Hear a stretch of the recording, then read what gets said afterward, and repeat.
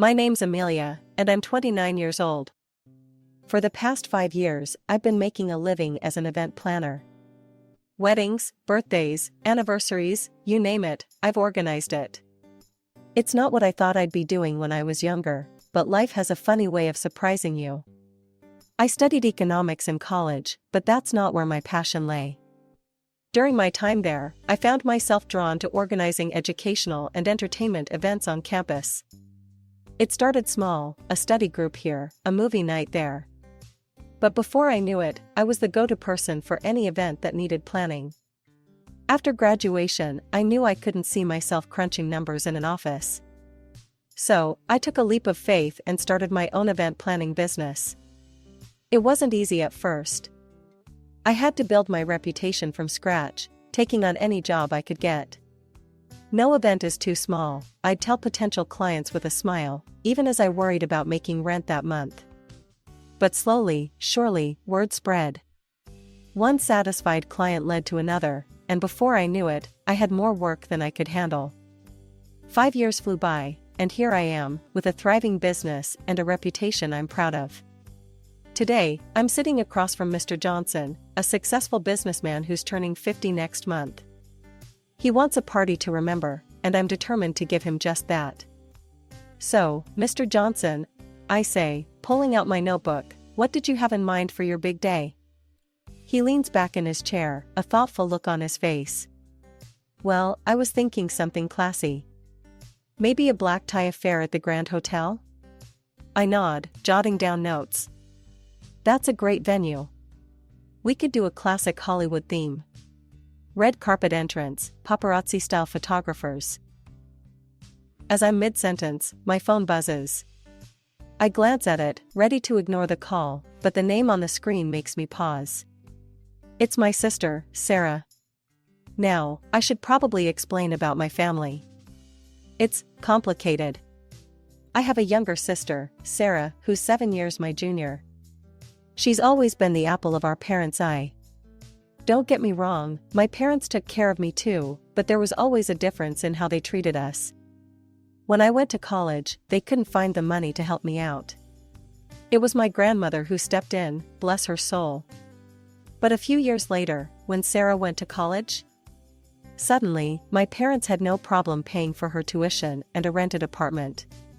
It stung, I won't lie. Over the years, I've learned to accept it, but it's left a mark. I don't talk to my family much these days. So, seeing Sarah's name on my phone is a surprise. I'm sorry, Mr. Johnson, I say, standing up. Would you excuse me for a moment? It's my sister, and she rarely calls. He waves me off with a kind smile. Of course, take your time. I step out of the room and answer the phone. Sarah, is everything okay? Amelia. Her voice is bright, excited. You need to come over to Mom and Dad's right away. We have big news. I sigh, knowing I'll regret this. Alright, I'll be there as soon as I can. I hang up and return to Mr. Johnson, apologizing profusely. I'm so sorry, but I have a family emergency. Can we reschedule for tomorrow? He's understanding, thankfully. I drove to my parents' house, with a knot in my stomach. It had been months since I'd last been there, and I wasn't exactly looking forward to this impromptu family gathering. I rang the doorbell, and my mother answered, a forced smile on her face. Amelia, dear, come in. The living room was crowded. My father sat in his usual armchair, Sarah was perched on the couch, practically vibrating with excitement. Next to her was a man I didn't recognize, about my age, with a polite smile. Amelia. Sarah jumped up, grabbing the man's hand and pulling him forward. This is Mark, my fiancé. I blinked, surprised. Fiancé? Well, congratulations. Mark seemed nice enough, but I couldn't help wondering how long they'd been together. Sarah had never mentioned him before. So, I said, turning to Sarah, is this why you called me over? To meet Mark? Sarah's smile widened. Well, partly. But there's more. She clasped her hands together, practically bouncing. We're having an engagement party soon, and I want you to plan it. I felt a sinking feeling in my stomach. Oh, Sarah, I don't know. I'm pretty booked up right now. Nonsense, my father interrupted, his voice gruff. This is your sister we're talking about. Family comes first. I bit back a retort about how family hadn't come first when I needed help with college. Instead, I forced a smile. It's not that simple, Dad. I have commitments to other clients. But you're the best at this stuff, Sarah insisted. And I want the most amazing engagement party ever. Of course it'll be free. You wouldn't charge your own sister, would you? I looked around the room, seeing expectant faces. Even Mark looked like he assumed I'd do this for nothing. I felt cornered. Okay, I said finally, my voice tight. I'll organize it for free. But you'll need to cover all the other expenses, venue, catering, decorations, music, everything else. Sarah squealed and hugged me. You're the best, Amelia. We'll pay for everything else, promise. As I left the house an hour later, after listening to Sarah's grand ideas for her perfect engagement party, I felt a mixture of regret and resignation. I'd have to call Mr. Johnson and cancel our rescheduled meeting. There went a lucrative contract. Back home, I picked up my phone and dialed Mr. Johnson's number. Mr. Johnson? It's Amelia. I'm so sorry, but I won't be able to take on your birthday party after all. A family obligation has come up. My friend Lisa is also an event planner. She's excellent. I can give you her contact information if you'd like. After passing along Lisa's details and apologizing once more, I hung up. I stared at my phone, a sense of unease growing in my stomach. I'd just turned down a major client for a job I wasn't even getting paid for. The next few weeks were a whirlwind of planning and preparations. I secured a beautiful restaurant for the date Sarah wanted. It wasn't easy, the place was popular and usually booked months in advance. But Tony, the owner of the restaurant, couldn't resist my pressure. I also worked with the chef to create a spread that would impress even the most discerning guests. Then came the decorations, the music, the invitations, every detail had to be perfect. I called my go-to DJ, Mike, to book him for the event. He agreed, albeit reluctantly. I had similar conversations with all my usual contractors, the florist, the cake baker, the photographer. They all trusted me enough to agree to delayed payment, but I could sense their unease. As the days passed, I found myself turning down other jobs to focus on Sarah's party. It was eating into my income, but I told myself it would be worth it to see my sister happy. Finally, with everything arranged, I sat down to create the invoice. I carefully itemized every expense, from the venue rental to the last flower in the centerpieces. The total was substantial. I took a deep breath and emailed the invoice to Sarah. There, I muttered to myself. All done. That evening, my phone rang. It was Sarah. Hey sis, I answered. Did you get the invoice? There was a moment of silence, then Sarah's voice came through, sickly sweet. Amelia, darling, there must be some mistake. Why are you sending me a bill? I frowned, confused. What do you mean? It's the invoice for all the expenses for your engagement party. Remember, you said you'd cover everything except my fee?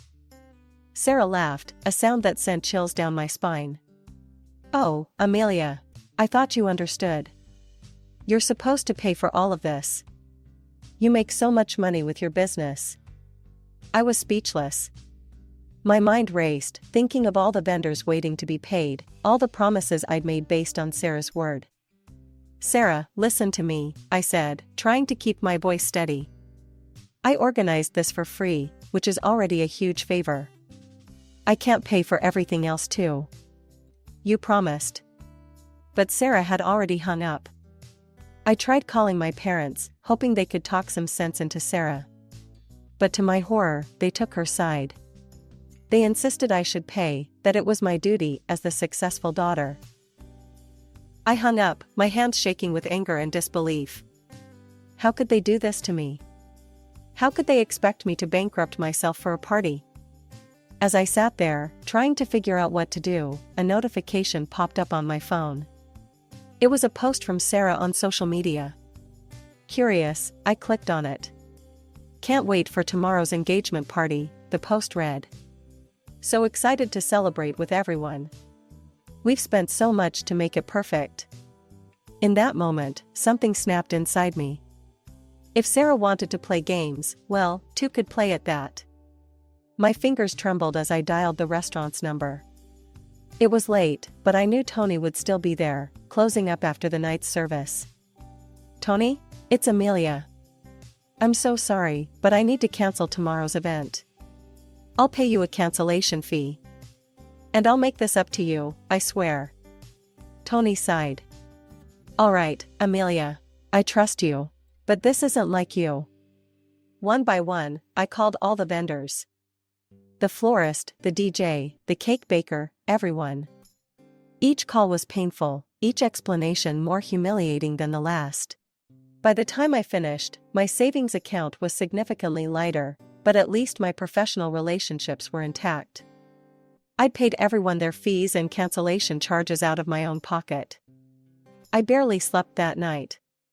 When morning came, I made myself a strong cup of coffee and settled in front of my computer. I knew Sarah would be live streaming her arrival at the restaurant. I wanted to see this. Right on schedule, Sarah's beaming face appeared on my screen. She was outside the restaurant, surrounded by a group of excited-looking friends and family members. "We're here," Sarah chirped into her phone camera. "I can't wait to show you guys everything. It's going to be amazing." I watched as she confidently strode up to the restaurant doors, her fiancé Mark in tow. She reached for the handle, still chattering away to her viewers. "And here we, oh." The smile froze on Sarah's face as she tugged at the door. It didn't budge. "That's weird," she laughed nervously, trying again. "It must be stuck." But it wasn't stuck. Sarah's eyes widened as she finally noticed the sign on the door. "Event cancelled," it read in bold letters. The live stream erupted in confused comments. Sarah's face paled as she turned to Mark, who looked equally bewildered. I couldn't help but feel a twinge of satisfaction as I watched the chaos unfold. It was petty, I knew, but after years of being the family doormat, it felt good to finally stand up for myself. My phone started buzzing almost immediately. Sarah's name flashed on the screen. I took a deep breath and answered. "Hello, Sarah." "Amelia," she screeched. "What the hell is going on? The restaurant is closed. Everything's ruined." I kept my voice calm. "Well, Sarah, since you refused to pay for the event you asked me to organize, I had to cancel it. I couldn't let my contractors go unpaid." But what about the food?" Mark's voice came through faintly in the background. "Where's all the food we were supposed to have?" I couldn't help but smile a little. "Oh, the food? I donated it to a homeless shelter. At least someone will enjoy it." More screaming followed, but I'd had enough. I hung up the phone. About 10 minutes later, my phone rang again. My mother's voice came through, shrill and angry. "Amelia, how could you do this to your sister? We raised you better than this." I felt a surge of frustration. "Mom, did Sarah tell you what she tried to do? She wanted me to pay for everything." "So what?" My father's voice boomed in the background. "You're doing well for yourself. You could have helped your sister out." I couldn't believe what I was hearing. "Dad, we're talking about thousands of dollars here. I'm not made of money." "You're just being selfish," my mother snapped. "Your poor sister is heartbroken. Her special day is ruined because of your greed." I tried to stay calm, but their words were cutting deep. "Greed? I organized everything for free. I even paid cancellation fees out of my own pocket." But they weren't listening. My mother's next words felt like a slap in the face. "You know what I think?" she said, her voice cold. "I think you did this because you're jealous. You're almost 30, Amelia. No husband, no children. You couldn't stand to see her getting married while you have no one. I hung up the phone, my hands shaking. Tears stung my eyes, but I refused to let them fall. How dare they? How dare they twist this around and make me the villain? As I sat there, trying to process everything that had happened, an idea struck me. If Sarah and Mark had promised to pay for everything, where did that money go? They must have had it, right? I opened my laptop and drafted an email. In it, I detailed all the expenses I had incurred, including the cancellation fees. I demanded that Sarah and Mark reimburse me for every penny. If you don't pay, I wrote, my fingers flying over the keyboard, I'll be forced to take legal action. I hit send before I could second-guess myself. It was a bold move, I knew, but I was done being the family pushover. Within minutes, my phone was buzzing again. This time, it was a barrage of text messages from Sarah and Mark. I steeled myself and opened them. The messages were a mix of threats and insults. Sarah called me every name in the book, while Mark threatened to ruin me if I tried to take them to court. I saved screenshots of every message. If this did end up in court, I wanted all the evidence I could get. I also needed advice from someone who might have some insight into Sarah's fiancé and his family. That's when I remembered my Aunt Linda. She always seemed to know all the town gossip. Maybe she could tell me something about Mark and his family. I dialed her number, hoping she'd be willing to talk. Aunt Linda? It's Amelia. I need to ask you something about Sarah's fiancé. Aunt Linda's voice crackled through the phone, warm and familiar. Amelia, dear. It's been ages. What do you want to know about Mark? I took a deep breath. Well, I was wondering if you knew anything about his family, their financial situation. Oh, honey, Aunt Linda chuckled. You're asking the right person. The Thompsons, that's Mark's family, they're quite well off. They own a chain of laundromats across the city, and word is they've got their fingers in some lucrative real estate deals too. I felt my jaw drop. Wait, what? They're wealthy? Oh yes, very much so, Aunt Linda continued, oblivious to my shock. Why, I heard they gave Mark a hefty sum to arrange that engagement party. $30,000, if the rumors are true. My mind was reeling. $30,000? And they had tried to make me pay for everything? After hanging up, I sat in stunned silence for a few minutes. Then, determination set in. I knew what I had to do next. It took some digging, but I managed to find the address of Mark's parents. Without giving myself time to second-guess my decision, I got in my car and drove there. The house was impressive, a large, well-maintained property in one of the nicest neighborhoods in town. I took a deep breath and rang the doorbell.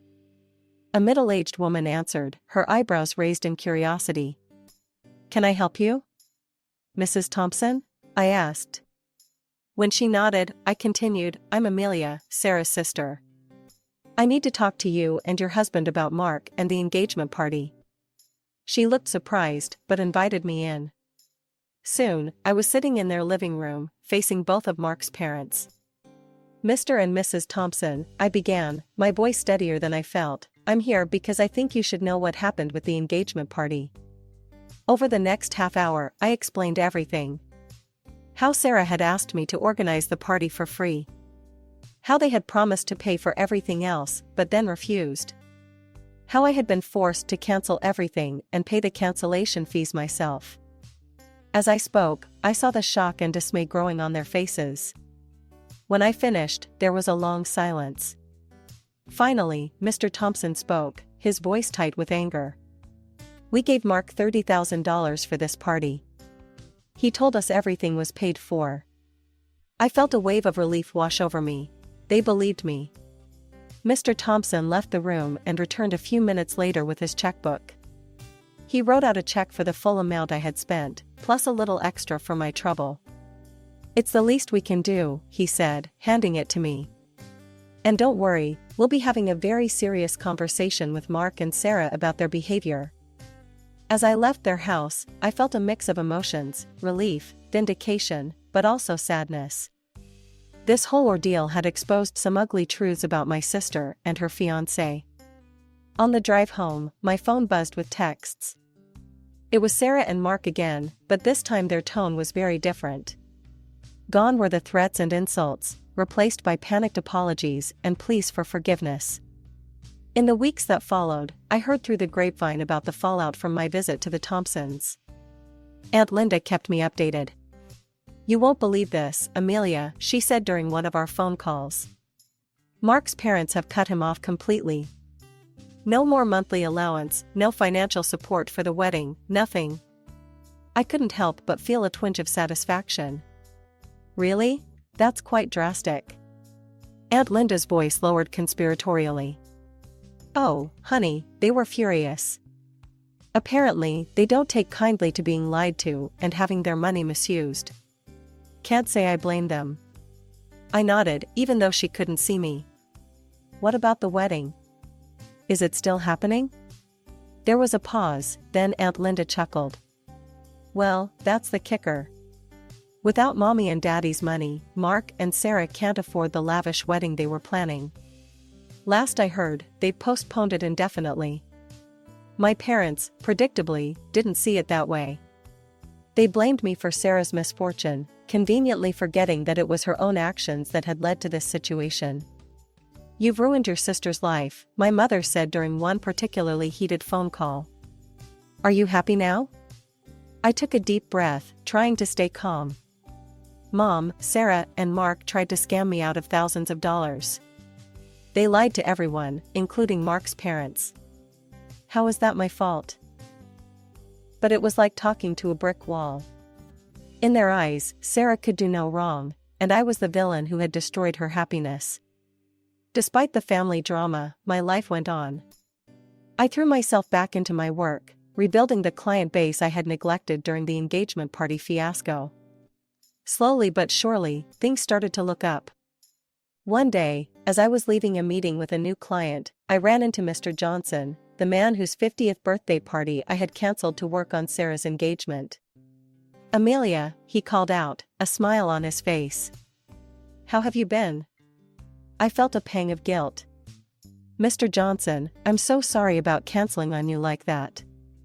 It was unprofessional of me." He waved off my apology. "No need for that. Your friend Lisa did a wonderful job with the party. But I have to say, I missed your personal touch."